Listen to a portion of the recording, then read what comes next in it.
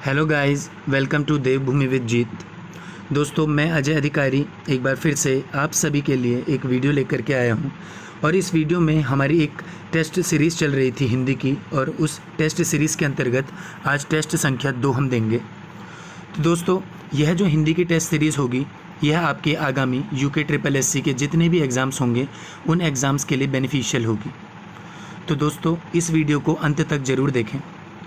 दोस्तों, इस हिंदी टेस्ट में टोटल आपको 20 क्वेश्चन मिलेंगे और इन 20 प्रश्नों में से यदि किसी भी कैंडिडेट के 15 मार्क्स से ऊपर आ रहे हैं या 15 से अधिक मार्क्स इसको मिल रहे हैं तो समझ लीजिएगा कि आपकी तैयारी काफ़ी अच्छी चल रही है।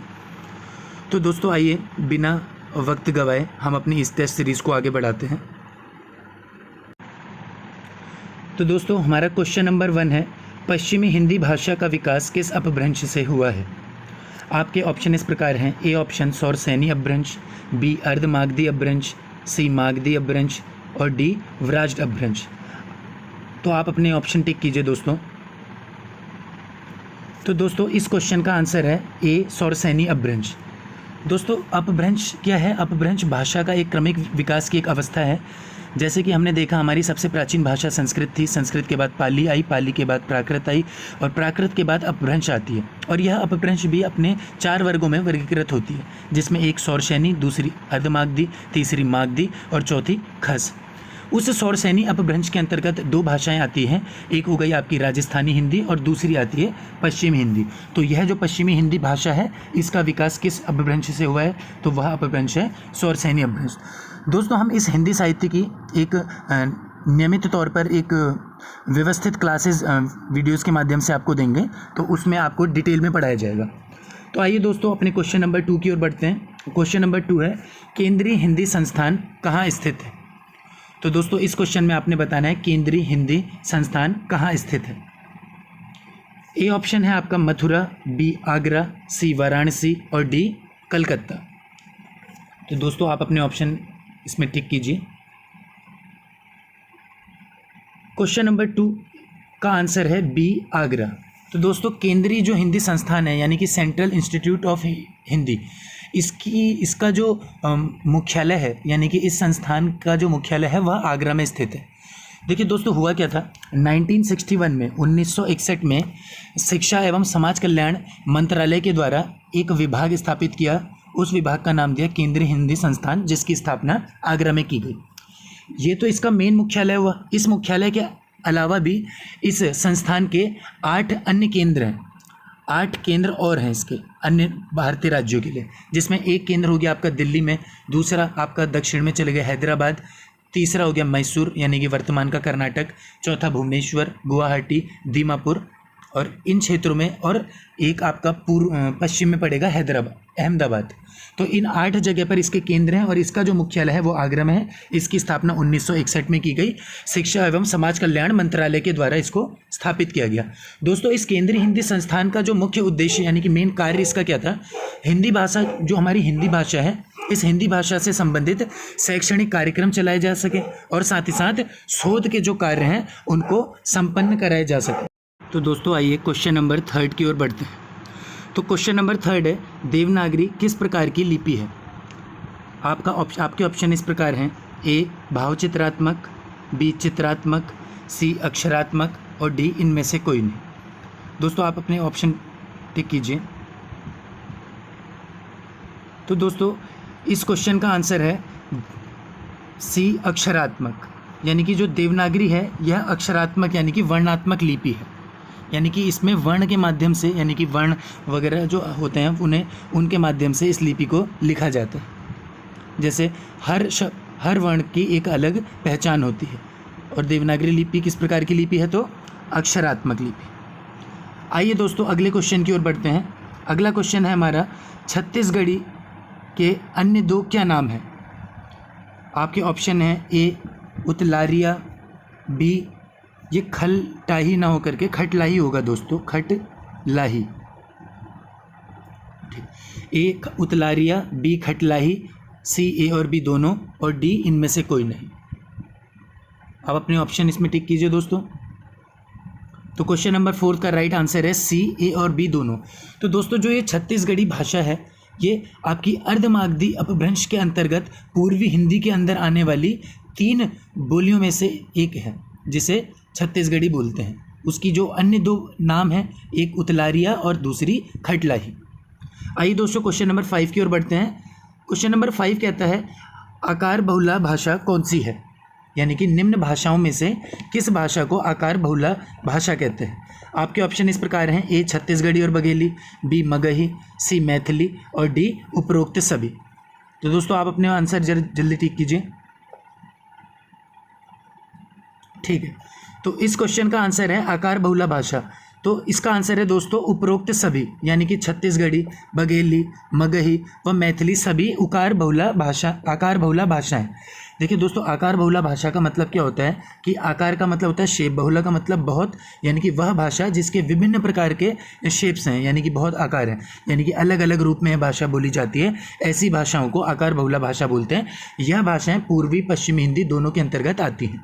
पश्चिमी हिंदी को भी आकार बहुला भाषा के अंतर्गत बोला जाता है, यानी कि पश्चिमी हिंदी के अंतर्गत आती है आपकी ब्रज हो गई, कौरवी हो गई, हरियाणवी हो गई, यह सारी बोलियाँ, प्लस आपकी पूर्वी हिंदी के अंतर्गत आने वाली बोलियाँ जैसे कि आपकी, और साथ ही साथ आपकी ये मगधी अपभ्रंश के अंतर्गत आने वाली बिहार की जो भी बोलियाँ हैं, जैसे कि मगही हो गई, मैथिली हो गई, भोजपुरी हो गई, यह सारी क्या है आकार बहुला भाषा है। तो दोस्तों अगले क्वेश्चन की ओर बढ़ते हैं, और अगला क्वेश्चन 6th क्वेश्चन है दोस्तों, भारतीय संविधान के अनुसार हिंदी भाषा को कब स्वीकृति मिली। तो आपके ऑप्शन इस प्रकार हैं, ए 14 अगस्त 1949, बी 14 सितंबर 1949, बी 14 सितंबर 1950, सी 14 जनवरी 1950 और डी 10 जनवरी 1949। तो दोस्तों आप अपने आंसर टिक कीजिए। तो दोस्तों इस क्वेश्चन का जो राइट आंसर है वह है 14 सितंबर 1949। दोस्तों हमारे भारतीय संविधान सभा ने 14 सितंबर 1949 को हिंदी को राजभाषा का दर्जा दिया, जिसके परिणाम स्वरूप अब प्रत्येक वर्ष 14 सितंबर को राष्ट्रीय हिंदी दिवस के रूप में मनाया जाता है। राष्ट्रीय हिंदी दिवस कब मनाया जाता है? 14 सितंबर को। तो दोस्तों इस क्वेश्चन का राइट आंसर है ए 14 सितंबर 1949। देखिए दोस्तों ये क्वेश्चन काफ़ी सिंपल है, इसका आंसर सभी जानते थे, लेकिन ये इस तरीके के क्वेश्चन काफ़ी एग्जाम्स में पूछे जाते हैं। आइए दोस्तों अगले क्वेश्चन की ओर बढ़ते हैं, क्वेश्चन नंबर 7 की ओर, कि किस अनुच्छेद के अनुसार संघ की राजभाषा हिंदी होगी ऐसा कहा गया है। ए आर्टिकल 343, बी 345, सी 349 या डी 351। तो दोस्तों आप अपने आंसर इसमें टिक कीजिए। तो दोस्तों इस क्वेश्चन का राइट आंसर है ए 343, यानी कि भारतीय संविधान के अनुच्छेद 343 के अंतर्गत यह कहा गया है दोस्तों कि हमारे संघ की जो राजभाषा है वह हिंदी होगी, वह साथ ही साथ जो लिपि है वह देवनागरी होगी। तो यह इस क्वेश्चन का 7th क्वेश्चन का राइट आंसर है ए आर्टिकल 343। तो आइए दोस्तों क्वेश्चन नंबर 8 की ओर बढ़ते हैं, और हमारा क्वेश्चन नंबर 8 कहता है केंद्रीय हिंदी निदेशालय की स्थापना कब हुई। केंद्रीय हिंदी निदेशालय की स्थापना कब हुई? तो आपके ऑप्शन है ए 1955, बी 1960, सी 1962 या डी 1902। तो दोस्तों आप अपने आंसर इसमें जरूर टिक कीजिए। तो दोस्तों इस क्वेश्चन का राइट आंसर है ए 1960, बी 1960 सॉरी। तो केंद्रीय हिंदी निदेशालय की स्थापना दोस्तों 1 मार्च 1960 को की गई थी, और इस केंद्रीय हिंदी निदेशालय का जो मुख्यालय बनाया गया वो नई दिल्ली बना है, यानी कि इसका मुख्यालय कहाँ बनाया गया? नई दिल्ली। तो नई दिल्ली में इसका मुख्यालय बनाया। 1 मार्च 1960 को इसकी स्थापना की गई। दोस्तों इसके अतिरिक्त 4 क्षेत्रीय कार्यालय भी हैं जो कि हैदराबाद, चेन्नई, कोलकाता और गुवाहाटी में स्थित है। देखिए दोस्तों जो केंद्रीय हिंदी निदेशालय है इसका मेन कार्य यह हुआ करता था, या वर्तमान में भी यह इसका कार्य होता है कि हिंदी के प्रचार प्रसार के लिए, यानी कि हिंदी का प्रचार प्रसार किया जा सके, वह साथ ही साथ हिंदी के विकास के लिए जो भी योजनाओं का क्रियान्वयन किया जाता है वह इस केंद्रीय हिंदी निदेशालय के तत्वाधान में ही किया जाता है। तो इस क्वेश्चन का राइट आंसर है बी 1960 में। 9th क्वेश्चन की ओर बढ़ते हैं दोस्तों, किस संविधान संशोधन के अनुसार 4 भाषाओं को जोड़ा गया, यानी कि हमारी भारतीय संविधान की 8वीं अनुसूची के अंतर्गत 4 भाषाओं को कब जोड़ा गया, यह इस क्वेश्चन की मांग है। तो इसका ऑप्शन ए कहता है 67वां संविधान संशोधन, बी कहता है 71वां संविधान संशोधन, या सी 92 या डी 91वां संविधान संशोधन। तो दोस्तों जल्दी से अपना ऑप्शन टिक कीजिए। तो दोस्तों इस क्वेश्चन का आंसर है सी, 92वां संविधान संशोधन। देखिए दोस्तों, हमारे संविधान की जो 12 अनुसूचियां हैं, उन अनुसूचियों में जो 8वीं अनुसूची है वह कहती है भारतीय भाषाओं के बारे में। तो इन्हीं भाषाओं में, यानी कि संविधान में वर्णित जो भारतीय भाषाएं हैं, इसमें वर्तमान में 22 भाषाएं जोड़ी गई हैं 8वीं अनुसूची में। लेकिन जब मूल संविधान बना था उस समय पे इतनी भाषाएं थी नहीं। तो मूल संविधान के समय पर हमारी संविधान में 8वीं अनुसूची में 14 भाषाएं थी, जो कि कालक्रमानुसार धीरे धीरे कर करके उनका वर्तमान स्वरूप 22 उनको मिला है। तो इसमें 3 संविधान संशोधन बहुत अहम भूमिका निभाते हैं हमारी 8वीं अनुसूची में भाषाओं को जोड़ने से संबंधित। एक तो होता है आपका 21वां संविधान संशोधन, जो कि 1967 में हुआ। इसमें 15वीं भाषा के तौर पर सिंधी को जोड़ा गया। और दूसरा उसके बाद हुआ आपका 71वां संविधान संशोधन 1992 में, जिसमें 3 भाषाओं को जोड़ा गया, जो कि थी एक आपकी कोंकणी, दूसरी मणिपुरी और तीसरी नेपाली। इसके बाद तीसरा हुआ 92वां संविधान संशोधन, जिसका कि इस क्वेश्चन में पूछा गया है, जो कि वर्ष 2004 में हुआ था। इसमें 4 भाषाओं को जोड़ा और इन 4 भाषाओं के जुड़ने के बाद ही आज वर्तमान में हमारी 22 जो भाषाएं हैं वह 8वीं अनुसूची में मिलती हैं। यह 4 भाषाएं थी बोडो, डोगरी, मैथिली और संथाली। तो दोस्तों 9th क्वेश्चन का राइट आंसर है सी, 92वां संविधान संशोधन। आइए दोस्तों 10th क्वेश्चन की ओर बढ़ते हैं। और 10th क्वेश्चन कहता है खस से किस भाषा का विकास हुआ है। तो दोस्तों हमने बात करी थी अपभ्रंश की अभी, कि अपभ्रंश किस तरीके से 4 वर्गों में वर्गीकृत करते थे। पहला सौरशैनी अपभ्रंश, दूसरा हमने देखा था अर्धमागधी, तीसरा मागधी और चौथा खस। तो दोस्तों ये जो खस अपभ्रंश है, इस खस अपभ्रंश से 2 भाषाओं का विकास हुआ था। एक तो थी आपकी कुमाऊनी और दूसरी थी गढ़वाली। और गढ़वाली के अंतर्गत एक और भाषा आती थी जो इसको बोलते थे जौनसारी। तो दोस्तों खस जो अपभ्रंश है, इससे हमारी जिस भाषा का विकास हुआ है या जिस बोली का विकास हुआ है वह है ऑप्शन नंबर डी, पहाड़ी बोली। आइए दोस्तों अगले क्वेश्चन की ओर बढ़ते हैं। यह क्वेश्चन नंबर 11। तो क्वेश्चन नंबर 11 कहता है दोस्तों, हिंदी साहित्य सम्मेलन जो कि प्रयाग में आयोजित हुआ था, इसकी स्थापना कब की गई। आपके ऑप्शन इस प्रकार हैं, ए 1910, बी 1912, सी 1914 एंड डी 1955। तो दोस्तों आप अपने आंसर इसमें जरूर टिक कीजिए।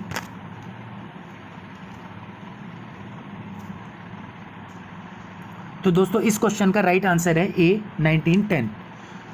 दोस्तों हुआ क्या था 1910 में हिंदी साहित्य सम्मेलन का आयोजन करवाया गया। कहाँ? प्रयाग में।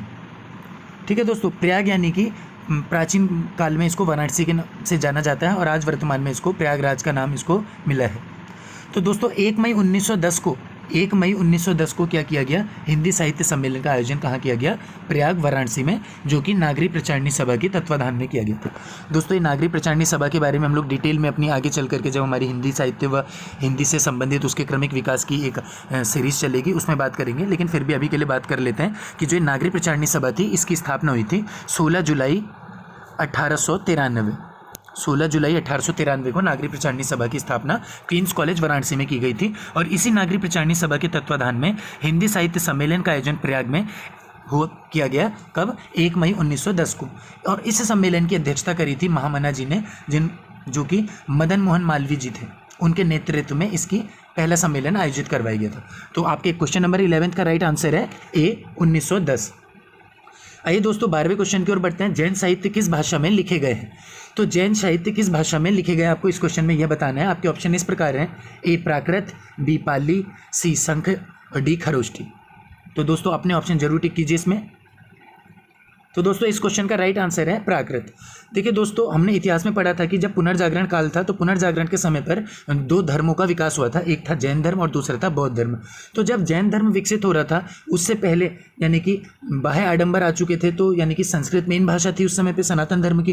तो जब जैनी आए, जैन धर्म के लोग आए, इन्होंने अपने साहित्यों का सृजन किया और लोगों में एक बोली यानी कि एक भाषा का प्रचलन आमतौर पर देखने को मिला और वह भाषा थी प्राकृत। तो इस आधार पर कह सकते हैं कि जैन साहित्य की जो लिखे गए हैं उनका जो मूल भाषा थी उनकी वह प्राकृत भाषा थी। तो आपके 12th क्वेश्चन का राइट आंसर हो जाता है ए प्राकृत भाषा। दोस्तों क्वेश्चन नंबर 13 की ओर बढ़ते हैं। क्वेश्चन नंबर 13 है, खड़ी बोली का प्रथम महाकाव्य कौन सा था। आपके ऑप्शन इस प्रकार हैं, ए रामचरितमानस, बी प्रिय प्रवास, सी वैदेही वनवास और डी इनमें से कोई नहीं। तो दोस्तों अपने आंसर आप इसमें टिक कीजिए। दोस्तों 13 क्वेश्चन का राइट आंसर है बी प्रिय प्रवास। दोस्तों जो ये प्रिय प्रवास है यह खड़ी बोली का प्रथम महाकाव्य है जिसकी रचना 1909 से 1913 की समय पर अयोध्या सिंह उपाध्याय हरिवंश जी के द्वारा की गई थी, जो कि वर्तमान में खड़ी बोली के पहली महाकाव्य के रूप में जाना जाता है। तो आपके क्वेश्चन नंबर 13 का राइट आंसर है बी, प्रिय प्रवास। क्वेश्चन 14 है दोस्तों, उक्ति व्यक्ति प्रकरण नामक ग्रंथ की रचना किसने करी? आपके ऑप्शन है ए दामोदर पंडित, बी देवकीनंदन खत्री, सी नारायण गुरु और डी हरिवंश नारायण। तो दोस्तों अपने को आंसर इसमें टिक कीजिए। ठीक है, तो दोस्तों इस क्वेश्चन का राइट आंसर है ए दामोदर पंडित। तो दोस्तों दामोदर पंडित जी के द्वारा उक्ति व्यक्ति प्रकरण नामक ग्रंथ की रचना की गई थी। आइए दोस्तों क्वेश्चन नंबर 15 की ओर बढ़ते हैं। तो क्वेश्चन नंबर 15 है दोस्तों आप लोगों का कि भुक्सा, अतर्वेदी, भरतपुरी, डांगी, माथुरी किस भाषा की बोलियां हैं? तो दोस्तों आपको ऑप्शन इस प्रकार हैं, ए ब्रज, बी अवधी, सी खड़ी बोली और डी भोजपुरी। तो जल्दी से आप अपने ऑप्शन इसमें टिक कीजिए। तो दोस्तों इस क्वेश्चन का राइट आंसर है ए ब्रज। तो दोस्तों जो ये भुक्सा है, अर्थवेदी है, भरतपुरी, डांगी और माथुरी जो ये भाषाएं हैं ये आपकी पश्चिमी हिंदी के अंतर्गत आने वाली ब्रज भाषा के अंतर्गत बोले जाने वाली बोलियां हैं। तो दोस्तों आइए अब अगले क्वेश्चन की ओर बढ़ते हैं, क्वेश्चन नंबर 16 की ओर। तो क्वेश्चन नंबर 16 है दोस्तों कि ब्रज भाषा का उदय काल क्या है? तो दोस्तों आपके ऑप्शन है ए 1000 ईस्वी, बी 1300 ईस्वी, सी 1400 ईस्वी और डी 1450 ईस्वी। तो अपने अपने ऑप्शन जरूर जल्दी टिक कीजिए दोस्तों। तो इस क्वेश्चन का राइट आंसर है ए 1000 ईस्वी। दोस्तों 1000 ईस्वी के समय पर क्या हुआ था? पश्चिमी हिंदी के अंतर्गत ब्रज भाषा का उदय माना जाता है। इसी समय पर ब्रज भाषा से संबंधित प्रथम काव्य लिखे गए, जिनको कि आगे चल करके हम लोग हिंदी साहित्य की जो श्रृंखला हमारी चलेंगी उसमें डिटेल अध्ययन करेंगे। आइए दोस्तों अगले क्वेश्चन की ओर बढ़ते हैं। हमारा 17वां क्वेश्चन है, उत्तर प्रदेश सरकार ने 1947 में जो लिपि सुधार समिति का गठन किया उसके अध्यक्ष कौन थे? आपके ऑप्शन है ए आचार्य नरेंद्र देव, बी जीबी पंत, सी बाल गोविंद खरे और डी इनमें से कोई नहीं। तो दोस्तों अपने ऑप्शन इसमें जल्दी टिक कीजिए। तो दोस्तों इस क्वेश्चन का राइट आंसर है ए आचार्य नरेंद्र देव। तो दोस्तों आचार्य नरेंद्र देव को 1947 में जो लिपि सुधार समिति की स्थापना की उसके अध्यक्ष बनाए गए, यानी कि एक समिति बनाई गई थी, समिति का गठन किया गया था ताकि जो भी हमारी देवनागरी लिपि है इसका मानकीकरण किया जा सके, इसमें सुधार लाया जा सके, जो कि जिसकी अध्यक्षता आचार्य नरेंद्र देव जी के द्वारा की गई थी। तो आइए दोस्तों 18th क्वेश्चन की ओर बढ़ते हैं। हमारा अगला क्वेश्चन है दोस्तों, खरोष्टी लिपि की जो उत्पत्ति है वह किससे हुई थी? ए ब्राह्मी, बी ग्रीक, सी संख लिपि और डी अरामाइक लिपि। तो जल्दी से आप अपने ऑप्शन टिक कीजिए दोस्तों। तो दोस्तों यदि अगर आप इस क्वेश्चन का ऑप्शन डी ले रहे हैं तो आपका आंसर बिल्कुल ठीक है। तो इस क्वेश्चन का आंसर है कि खरोष्टी लिपि की जो उत्पत्ति हुई है वो अरामाइक लिपि से हुई है। अगले क्वेश्चन की ओर बढ़ते हैं दोस्तों। क्वेश्चन नंबर 19 कहता है कि ब्राह्मी लिपि की जो उत्तरी शैली है उस उत्तरी शैली से किस लिपि का विकास हुआ? ए गुप्त लिपि, बी शारदा लिपि, सी नंदी नागरी लिपि और डी इनमें से कोई नहीं। तो दोस्तों अपने ऑप्शन जल्दी से टिक कीजिए। तो दोस्तों इस क्वेश्चन का राइट आंसर है ए गुप्त लिपि। दोस्तों देवनागरी लिपि का जो विकास हुआ था वो एकदम से नहीं हुआ। तो इसके लिए हमने देखा कि देवनागरी लिपि हमारी एक लिपि होती है जिसे ब्राह्मी लिपि कहते हैं। ब्राह्मी लिपि के अलग अलग काल आए, जैसे कि वैदिक काल में ब्राह्मी लिपि, बौद्ध काल में और गुप्त काल में ब्राह्मी लिपि। जब गुप्त काल में ब्राह्मी लिपि पहुंचती है तो इस समय गुप्त काल में ब्राह्मी लिपि को दो वर्गों में देखा गया। एक तो वह लिपि थी जिसको कि शारदा लिपि के नाम से जाना गया, यह शारदा लिपि जम्मू कश्मीर में बोली जाती थी। दूसरी आई प्राचीन नागरी लिपि, और इस प्राचीन नागरी लिपि से दो शाखाएं बढ़ती हैं, एक हो गई उत्तरी नागरी लिपि और दूसरी हो गई दक्षिणी ब्राह्मी लिपि। तो उत्तरी ब्राह्मी लिपि में आती है देवनागरी लिपि और दक्षिणी ब्राह्मी लिपि में आती है नंदी नागरी लिपि। तो दोस्तों आशा करता हूँ आप सब लोग समझ पा रहे होंगे जो मैं आपको बताना चाह रहा हूँ। तो ये जब हम हमारी डिटेल क्लास चलेगी वहाँ पर इस पर पूरी तरीके से बात करेंगे। तो हमारे 19th क्वेश्चन का राइट आंसर है ए गुप्त लिपि। तो ब्राह्मी लिपि की जो उत्तरी शैली की लिपि से विकास हुआ था, यानी कि गुप्त लिपि का, यानी कि ब्राह्मी लिपि से गुप्त लिपि का विकास हुआ था। तो दोस्तों आते हैं अपने अंतिम प्रश्न की ओर। हमारा लास्ट क्वेश्चन है, देवनागरी लिपि का मानकीकरण कब हुआ? ए 1949, बी 1955, सी 1960 और डी 1966।